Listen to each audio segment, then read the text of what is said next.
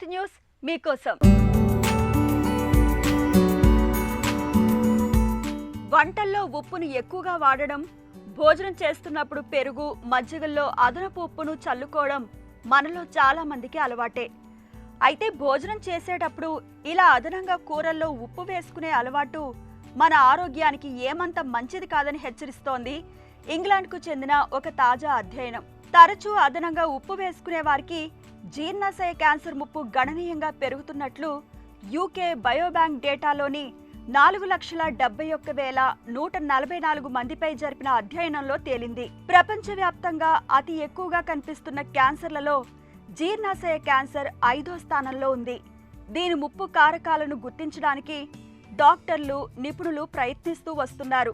ఈ నేపథ్యంలో తాజా అధ్యయనం ఒక కొత్త విషయాన్ని వెల్లడించింది.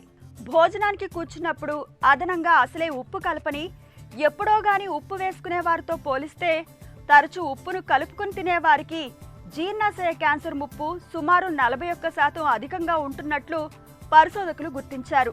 జీర్ణాశయ లోపల ఉండే జిగురు పొరను ఉప్పు బాగా దెబ్బతినిపోయేలా చేస్తుంది. ఇది హెలికోబాక్టర్ పైలోరి అనే బ్యాక్టీరియా వృద్ధి చెందడానికి దోహదం చేస్తుంది. ఇది ఇన్ఫెక్షన్ తలెత్తడానికే కాకుండా జీర్ణాశయ పైపొర కణాలను దెబ్బతీయడం వంటి చర్యలతో క్యాన్సర్ ముప్పు పెరిగేలా చేస్తుంది. కాబట్టి జీర్ణాశయ క్యాన్సర్ ముప్పును తగ్గించుకోవడానికి ఉప్పును తక్కువగా, మితంగా వాడుకోవడం మంచిదని పరిశోధకులు చెబుతున్నారు. జీర్ణాశయ క్యాన్సర్ ముప్పు అధికంగా గలవారికి ఇది మరింత ముఖ్యమని శాస్త్రవేత్తలు వివరిస్తున్నారు.